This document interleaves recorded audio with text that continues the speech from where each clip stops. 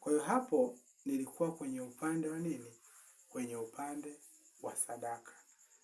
Wiki iliyoisha nilikwambia kwamba hauwezi kufanya kitu chochote kwenye anga hii ya dunia bila kutoa sadaka.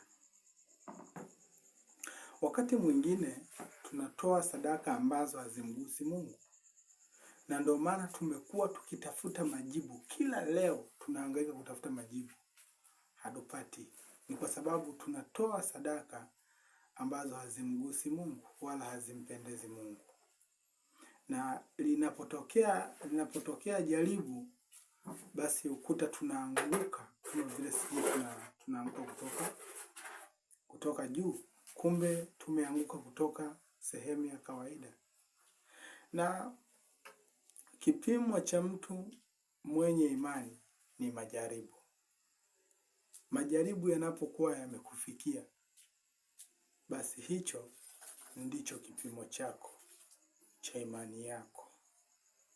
Kwa hiyo unapokuwa umejaribiwa, jua kabisa mpendwa, huo ni mtaji ambao umepata. Basi hapo nilikuwa kwenye upande wa kutoa sadaka. Kwa hiyo ili ufanikiwe katika kazi yako, mfano unaomba kazi ya ofisini au unaomba kazi ya yoyote kazi ambayo unayoiomba, ili ufanikiwe lazima utoe sadaka. Kwamba hakuna kazi utakayoifanya usitoe sadaka. Sisi tumezoea kuona kwamba sadaka tunayoitoa ni sadaka ya damu, ndio maana tunafanikiwa pakubwa. Lakini hapana. Hata sadaka ya kawaida ukiitoa pia unaweza ukafanikiwa. Kwa hiyo nataka nikwambie kitu kimoja kwamba sadaka ndiyo nguvu kubwa ambayo imesimama mbele za Mungu. Na pia ndivyo hivyo kwa shetani. Bila sadaka huwezi kusogea mbele. Kwa sababu ukienda kwa shetani utaambiwa leta kuku, utaambiwa leta mbuzi, leta ng'ombe. Sio kawaida zile. Zile ni sadaka ambazo unazokuwa umetoa kwa sababu unajiungamanisha na madhabahu ile. Ndio maana naambiwa leta sadaka ya damu. Haleluya. Kwa hiyo tunarudi pale pale kwamba ili kutafuta mafanikio ni lazima utoe sadaka. Basi hapo nilikuwa kwenye upande wa sadaka. Baada ya kumaliza hapo, ninaenda kwenye kabila lile ambalo niliwaahidi kwamba nitakuja kulizungumzia. Waha niligusia, nikaambia kwamba kuhusiana na Waha, nafikiri nilifika mwisho. Lingine nitakuja kuzungumzia kwa wakati mwingine. Lakini leo niende kwa watu wa Tanga. Yaani namaanisha Wasambaa. Unajua neno Msambaa yani ni mtu, kwa Kiswahili ni mtu anayesambaratika. Haleluya. Neno Msambaa yani kabila la Msambaa, Sambaa yani Msambaa yani ni kwa Kiswahili tunaita ni mtu anayesambaratika, yani mtu ambaye hakai pamoja. Ndio neno Msambaa. Hata ukiwaoa, mfano umemuoa Msambaa leo ambaye ni mtu wa Tanga, anakwambia yeye hawezi kuishi ndani mwake. Ina maana akiishi ndani anatakiwa awe na mafiga matatu.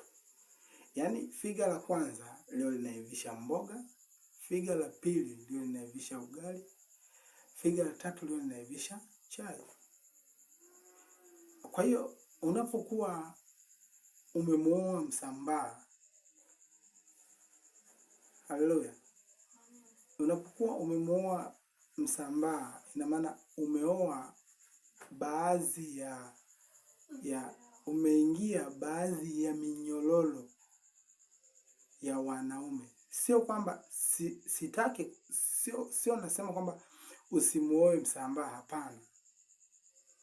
Lakini narudi pale pale kwenye sadaka kwamba ili uishi naye vizuri huyu Msambaa ambaye utakayekuwa umemuoa, lazima ukumbuke kutoa sadaka. Sasa inatokana, hiyo sadaka unaenda kuitoa wapi?